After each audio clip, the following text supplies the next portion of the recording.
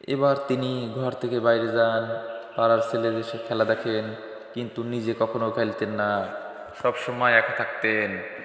একদিন আমাকে তিনি জিজ্ঞেস করলেন, মা, ভাইয়াকে সারাদিন একবারও দেখি না, থাকে কোথায়? আমি বললাম, ও মাঠে বকরি চড়াতে যায়। এবার তিনি বললেন, তাহলে আমাকেও তার সাথে পাঠিয়ে দিন। এরপর থেকে নবীজি দুধ ভাই আবদুল্লাহর সাথে প্রতিদিন বকরি চড়াতে মাঠে যেতেন। শৈশবকালেই এই শিশুর সাম্য চেতনা লক্ষণীয়। যখন আমার ভাই কাজ করবে, তখন আমি কেন করব না? খাসায়েস। একদিনের ঘটনা, দু ভাই বকরি চড়াচ্ছিলেন। হঠাৎ আবদুল্লাহ হাঁপাতে হাঁপাতে দৌড়ে এসে পিতাকে বলল, আমার কুরাইশি ভাইকে সাদা পোশাকধারী দুজন লোক ধরে নিয়ে মাটিতে শুইয়ে পেট চিরে ফেলেছে। এই অবস্থায় আমি তাকে ফেলে এসেছি। হালিমা বলেন, এ খবর শুনে আমরা শঙ্কিত হয়ে পড়লাম। মাঠে দৌড়ে গিয়ে দেখতে পেলাম নবীজি বসে আছেন, কিন্তু ভয়ে তার চেহারা বিবর্ণ। আমি বললাম, কি ব্যাপার? জবাবে তিনি বললেন, সাদা পোশাক পরা দুজন লোক এসে আমাকে ধরে মাটিতে শুইয়ে আমার পেট থেকে পেট চিরে পেটের ভিতর থেকে কি খুঁজে কি যেন বের করলেন। হালিমা বলেন, তাকে ঘর নিয়ে এলাম। আমরা এক জ্যোতিষীর কাছে নিয়ে গেলাম। রাসূলুল্লাহ সাল্লাল্লাহু আলাইহি ওয়াসাল্লামকে দেখেই জ্যোতিষী আসন থেকে উঠে দাঁড়িয়ে তাকে বুকে চেপে ধরে চিৎকার করে বলতে শুরু করলো, কোথায় আছো আরবের মানুষ, জলদি এসো। যে বিপদ আসার কথা ছিল তা এসে গেছে। শীঘ্রই তা দমন করো। এই শিশুটিকে খুন করো, এর সঙ্গে আমাকেও মেরে ফেলো। একে বাঁচতে দিলে মনে রেখো, এই শিশু তোমাদের দিন ধর্ম নিশ্চিহ্ন করে তোমাদের এমন এক ধর্মের প্রতি আহ্বান করবে যার কথা তোমরা কখনোই শোনোনি। ইসলামের পূর্বে কিছু মানুষ জিন ও শয়তান দ্বারা আসমানি খবর ও গোপন কথাবার্তা জেনে নিয়ে গায়েবী খবরের দাবিদার ছিল। তাদেরকে কাহেন বা গণক বলা হয়। ইবনে সিরাতে ইবনে হিশাম জাদুল মাআদ। জ্যোতিষীর কথা শুনে হালিমা শিহরিত হয়ে উঠলেন। ক্রোধের সাথে রাসূলুল্লাহ সাল্লাল্লাহু আলাইহি ওয়াসাল্লামকে তার হাত থেকে ছিনিয়ে এনে বললেন, তোমার মাথা খারাপ হয়ে গেছে, আগে তোমার মাথা চিকিৎসা করানো উচিত। রাসূলুল্লাহ সাল্লাল্লাহু আলাইহি ওয়াসাল্লামকে তার মায়ের হাতে তুলে দিয়ে আসার ব্যাপারে হালিমাকে উদ্বুদ্ধ করে, কারণ হালিমা রাসূলুল্লাহ সাল্লাল্লাহু আলাইহি ওয়াসাল্লাম এর যথাযথ রক্ষণাবেক্ষণ করতে পারছিলেন না। মক্কা গিয়ে হালিমা রাসূলুল্লাহ সাল্লাল্লাহু আলাইহি ওয়াসাল্লামকে তার মায়ের কাছে ফিরিয়ে দিলেন। হযরত আমিনা জিজ্ঞেস করলেন, ব্যাপার কি? কি এত আগ্রহ নিয়ে এত তাড়াতাড়ি আবার ফেরত দিয়ে যাচ্ছেন কেন? হালিমা সব ঘটনা খুলে বললেন। শুনে আমিনা বললেন, নিশ্চয়ই আমার এই পুত্রের ব্যতিক্রমধর্মী বিশেষ বৈশিষ্ট্য আছে। অতঃপর হালিমাকে তিনি গর্ভকালীন ও প্রসবকালীন সময়কার বিস্ময়কর ঘটনাসমূহ শোনালেন। মায়ের ইন্তেকাল। রাসূলুল্লাহ সাল্লাল্লাহু আলাইহি ওয়াসাল্লাম এর বয়স যখন 4 কিংবা 6 বছর, তখন মদিনা থেকে ফেরার পথে আবওয়া নামক স্থানে মা আমিনা দুনিয়া থেকে বিদায় নিয়ে যান। 6 বছরের শিশু।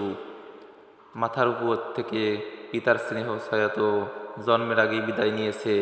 এবার জননীর মমতার কোলে ওরও পরিসমাপ্তি ঘটল। কিন্তু যে রহমতের কোলে লালিত হবেন, এতিম, তিনি তো সকল উপায় উপকরণের মুখাপেক্ষী নন। দাদার ইন্তেকাল।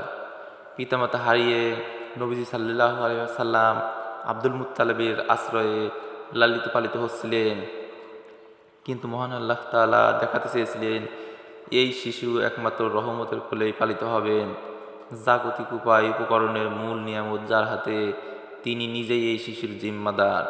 যেদিন রাসূলুল্লাহ সাল্লাল্লাহু আলাইহি ওয়াসাল্লাম এর বয়স 8 বছর 2 মাস 10 দিনে উপনীত হলো, সেদিন দাদা আব্দুল মুত্তালিবও চিরবিদায় গ্রহণ করেন। সিরিয়া সফর। দাদার ইন্তেকালের পর আপন চাচা আবু তালেব রাসূলুল্লাহ সাল্লাল্লাহু আলাইহি ওয়াসাল্লামের লালনের দায়িত্বভার গ্রহণ করেন। চাচার কাছে নবীজি বড় হতে লাগলেন। রাসূলুল্লাহ সাল্লাল্লাহু আলাইহি ওয়াসাল্লাম এর বয়স যখন 12 বছর 2 মাস 10 দিন, তখন চাচা আবু তালিব ব্যবসা উপলক্ষে সিরিয়া সফর করার মনস্থ করলেন। রাসূলুল্লাহ সাল্লাল্লাহু আলাইহি ওয়াসাল্লামকে তার সাথে নিয়ে তিনি সিরিয়ার উদ্দেশ্যে যাত্রা করেন। পথে তাইমা নামক স্থানে যাত্রা বিরতি করলেন। ইয়াহুদি পণ্ডিতের ভবিষ্যৎবাণী। চাচার সঙ্গে রাসূলুল্লাহ সাল্লাল্লাহু আলাইহি ওয়াসাল্লাম তাইমায় অবস্থান করছিলেন।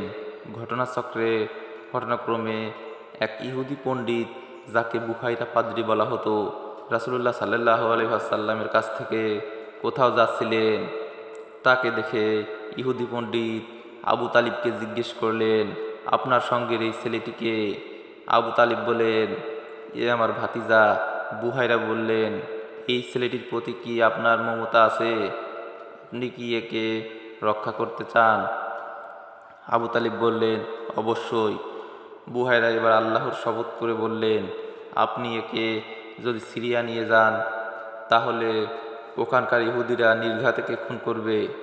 কারণ আল্লাহর নবী, যিনি ইহুদিদের ধর্মকে রহিত করে দেবেন, এ যাবতীয় গুণাগুণ আমি আসমানি কিতাবে দেখতে পেয়েছি। বুহাইরা যেহেতু তাওরাতের আলেম ছিলেন এবং তাওরাতে প্রিয় নবী সাল্লাল্লাহু আলাইহি ওয়াসাল্লামের দৈহিক আকার আকৃতির পূর্ণ বিবরণ ছিল, তাই তিনি রাসূলুল্লাহ সাল্লাল্লাহু আলাইহি ওয়াসাল্লামকে চিনে ফেলেছিলেন। এ বালকই সেই বিশেষ নবী, যিনি তাওরাতকে রহিত এবং ইহুদি পণ্ডিতদের রাজত্ব খতম করে দেবেন। বুহাইরার কথা শুনে আবু তালিব শঙ্কিত হয়ে পড়েন এবং নবীজি সাল্লাল্লাহু আলাইহি ওয়াসাল্লামকে মক্কায় ফেরত পাঠিয়ে দেন। দ্বিতীয়বার সিরিয়া সফর। সে সময় মক্কায় খাদিজা নামের এক বিত্তবান মহিলা বাস করতেন। অগাধ সম্পদের সাথে সাথে তিনি যথেষ্ট বুদ্ধিমত্তা ও অভিজ্ঞতার অধিকারিণী ছিলেন। বিচক্ষণ ও বিশ্বস্ত গরিব লোকদের দেখে তিনি ব্যবসার পণ্য দিয়ে বিভিন্ন স্থানে প্রেরণ করতেন এবং লাভের উল্লেখযোগ্য একটি অংশ তাদেরকে প্রদান করতেন। নবীজি তখনও নবুওতপ্রাপ্ত হননি, কিন্তু সমগ্র মক্কাবাসীর কাছে তার সমতা ও বিশ্বস্ততার যথেষ্ট সুনাম ছিল। প্রত্যেকের কাছেই তিনি আস্থাভাজন ছিলেন। সকলের কাছে তিনি আলামিন তথা বিশ্বস্ত উপাধিতে প্রসিদ্ধ ছিলেন। রাসূলুল্লাহ সাল্লাল্লাহু আলাইহি ওয়াসাল্লাম এর এই সুনাম সুখ্যাতি খাদিজার কাছেও গোপন ছিল না, তাই তিনি তার ব্যবসার কাজ রাসূলুল্লাহ সাল্লাল্লাহু আলাইহি ওয়াসাল্লামের হাতে সোপর্দ করে রাসূলুল্লাহ সাল্লাল্লাহু আলাইহি ওয়াসাল্লাম এর দেয়ানোদ্দারী দ্বারা উপকৃত হওয়ার মনস্থ করলেন। তিনি রাসূলুল্লাহ সাল্লাল্লাহু আলাইহি ওয়াসাল্লামের নিকট প্রস্তাব পাঠালেন, আপনি যদি আমার ব্যবসার পণ্য নিয়ে সিরিয়া যেতে রাজি হন, তাহলে আপনার খেদমতের জন্য সঙ্গে আমার একটি গোলাম দেব এবং অন্যদের তুলনায় আপনাকে লাভের অংশ বেশি দেব। যেহেতু নবী অত্যন্ত সাহসী ও উদার মনের অধিকারী ছিলেন, তাই প্রস্তাব পাওয়ার সঙ্গে সঙ্গে সুদূর সিরিয়া সফরের জন্য প্রস্তুত হয়ে গেলেন এবং খাদিজা গোলাম মাইসারাকে সঙ্গে নিয়ে 16ই জিলহজ সিরিয়ার উদ্দেশ্যে যাত্রা করলেন। সিরিয়া গিয়ে তিনি অত্যন্ত বিচক্ষণার সাথে অধিক লাভে পণ্য বিক্রি করে সেখান থেকে মাল ক্রয় করে ফিরে আসেন। মক্কা এসে সিরিয়া থেকে আনাগুলো পণ্যগুলো খাদিজা হাতে সোপর্দ করেন। সেই পণ্য বিক্রি করে খাদিজা প্রায় দ্বিগুণ লাভ করেন। সিরিয়ার পথে এক স্থানে নবীজি অবস্থান করেছিলেন। সেখানে নাস্তুরা নামক এক ইহুদি পণ্ডিত রাসূলুল্লাহ সাল্লাল্লাহু আলাইহি ওয়াসাল্লামের মধ্যে পূর্ববর্তী আসমানি কিতাব সমূহের বর্ণিত আখিরি নবীর লক্ষণ সমূহ দেখে রাসূলুল্লাহ সাল্লাল্লাহু আলাইহি ওয়াসাল্লামকে চিনে ফেলেন। ইহুদি পণ্ডিত মাইসারাকে আগে থেকেই জানতেন। তাকে জিজ্ঞেস করলেন, তোমার সঙ্গের এই লোকটিকে? মাইসারা বলল, ইনি মক্কার কুরাইশ গোত্রের এক ভদ্র যুবক। ইহুদি পণ্ডিত বললেন, ভবিষ্যতে ইনি নবী হবেন। সিরাতে মুকুল তাই। খাদিজা রাদিয়াল্লাহু আনহার এর সঙ্গে নবীজির বিবাহ। হযরত খাদিজা রাদিয়াল্লাহু আনহা একজন বুদ্ধিমতী ও বিচক্ষণ মহিলা ছিলেন। রাসূলুল্লাহ সাল্লাল্লাহু আলাইহি ওয়াসাল্লাম এর ব্যক্তিত্ব ও বিস্ময়কর চরিত্র দেখে তার প্রতি খাদিজা রাদিয়াল্লাহু আনহা এর অন্তরে পরম ভক্তি ও অকৃত্রিম ভালোবাসার সৃষ্টি হয়ে গেল। ফলে খাদিজা রাদিয়াল্লাহু আনহা নিজেই ইচ্ছা করলেন নবীজি রাজি থাকা হলে তার সঙ্গে তিনি বিবাহ সূত্রে আবদ্ধ হবেন। রাসূলুল্লাহ সাল্লাল্লাহু আলাইহি ওয়াসাল্লাম এর বয়স যখন 21 বছর, তখন খাদিজার সঙ্গে তার বিবাহ ঠিক হলো। খাদিজা রাদিয়াল্লাহু আনহার এর বয়স তখন 40 বছর, কোনো কোনো বর্ণনা মতে 45 বছর। ওই সময়ের বয়স সম্পর্কে মতভেদ রয়েছে, তা হলো 21, 29, 30, 37। নবীজির বিবাহ সময়ের বয়স মতভেদ রয়েছে, তবে অনেকের মতে 25 বছর। বিবাহের সময় রাসূলুল্লাহ সাল্লাল্লাহু আলাইহি ওয়াসাল্লামের বয়স 25 বছর ছিল বলে বিভিন্ন জীবনী গ্রন্থে পাওয়া যায়। রাসূলুল্লাহ সাল্লাল্লাহু আলাইহি ওয়াসাল্লাম এর এ বিবাহে আবু তালেব ও বনু হাশিম এবং মুজার গোত্রের সমস্ত নেতৃবর্গ সমবেত হন। আবু তালেব বিবাহের খুতবা পাঠ করেন। খুতবায় আবু তালেব সম্পর্কে নবীজি সম্পর্কে যেসব শব্দ ব্যবহার করেন তা সবিশেষ উল্লেখযোগ্য, যার অর্থ নিম্নরূপ: ইনি মুহাম্মদ ইবনে আবদুল্লাহ, ধনসম্পদে গরিব হলেও উন্নত চরিত্র ও গুণাবলীর ক্ষেত্রে যার সঙ্গে তুলনা করা হবে তার থেকেই তিনি উন্নত বলে প্রমাণিত হবেন। কারণ সম্পদ বিলীয়মান ছায়ামাত্র, যা আজ আছে তো কাল নেই। আপনাদের সর্বজন পরিচিত মুহাম্মদ খাদিজা বিনতে খুয়াইলিদকে বিবাহ করতে যাচ্ছেন। তার নগদ বাকি সব মোহর পরিশোধ করার দায়িত্ব আমার। আল্লাহর শপথ, এরপর ইনি বিপুল সম্পদের অধিকারী হবেন। নবীজি সম্পর্কে আবু তালেবের এই মন্তব্যে সে সময়কার তখন তার বয়স মাত্র 21 বছর, 22 যোগ, তখনও তিনি নবুয়ত প্রাপ্ত হননি। তাছাড়া মজার বিষয় হলো, আবু তালেব তখন সেই প্রাচীন ধর্ম বিশ্বাসের অনুসারী যা বিলুপ্ত করার জন্যই রাসূলুল্লাহ সাল্লাল্লাহু আলাইহি ওয়াসাল্লাম এর আবির্ভাব, যার জন্য রাসূলুল্লাহ সাল্লাল্লাহু আলাইহি ওয়াসাল্লাম এর গোটা জীবন কুরবান। কিন্তু বাস্তবতা এই, সত্য কখনো গোপন করা যায় না। খাদিজার সঙ্গে রাসূলুল্লাহ সাল্লাল্লাহু আলাইহি ওয়াসাল্লামের বিবাহ সম্পূর্ণ হবার পর খাদিজা রাদিয়াল্লাহু আনহা 24 বছর রাসূলুল্লাহ সাল্লাল্লাহু আলাইহি ওয়াসাল্লামের সেবা করার সুযোগ পান। নবুয়ত প্রাপ্তির আগে কিছুকাল আর পরে কিছুকাল। নবীজির সন্তান: খাদিজার গর্ভে রাসূলুল্লাহ সাল্লাল্লাহু আলাইহি ওয়াসাল্লাম এর 2 জন পুত্র সন্তান ও 4 জন কন্যা সন্তান জন্মগ্রহণ করেন। পুত্র 2 জন হলেন কাসেম ও তাহের রাদিয়াল্লাহু। তাহের সম্পর্কে বলা হয় তার নাম ছিল আব্দুল্লাহ। জাদুল মাআদে বর্ণিত আছে তার আসল নাম আব্দুল্লাহ ছিল এবং তাইব ও তাহির এ দুটি তার উপনাম ছিল। কন্যা 4 জন হলেন ফাতিমা, জয়নব, রুকাইয়া ও উম্মে কুলসুম। মেয়েদের মধ্যে জয়নব ছিল সবার বড়।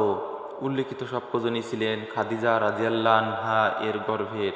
রাসূলুল্লাহ সাল্লাল্লাহু আলাইহি ওয়াসাল্লাম এর তৃতীয় পুত্র, যার নাম ইব্রাহিম, তিনি ছিলেন কৃতদাসী মারিয়া কিবতিয়ার গর্ভের। রাসূলুল্লাহ সাল্লাল্লাহু আলাইহি ওয়াসাল্লাম এর 3 পুত্র শৈশবেই মারা যান। তবে কাসেম সম্পর্কে বর্ণনা আছে তিনি এতটুকু বড় হয়েছিলেন সাওয়ারিতে আরোহণ করতে পারতেন। কাসেমের নামেই নবীজি আবুল কাসেম উপনামে প্রসিদ্ধ। 4 কন্যা: উম্মতের সর্বসম্মত মতানুসারে রাসূলুল্লাহ সাল্লাল্লাহু আলাইহি ওয়াসাল্লামের 4 কন্যার মধ্যে ফাতিমা ছিলেন সর্বশ্রেষ্ঠা। নবীজি সাল্লাল্লাহু আলাইহি ওয়াসাল্লাম তার সম্পর্কে বলেছিলেন, ফাতেমা জান্নাতি নারীদের নেত্রী হবে। 15 বছর 5 মাস 15 দিন বয়সে হযরত আলী রাদিয়াল্লাহু আনহু এর সঙ্গে তার বিবাহ হয়।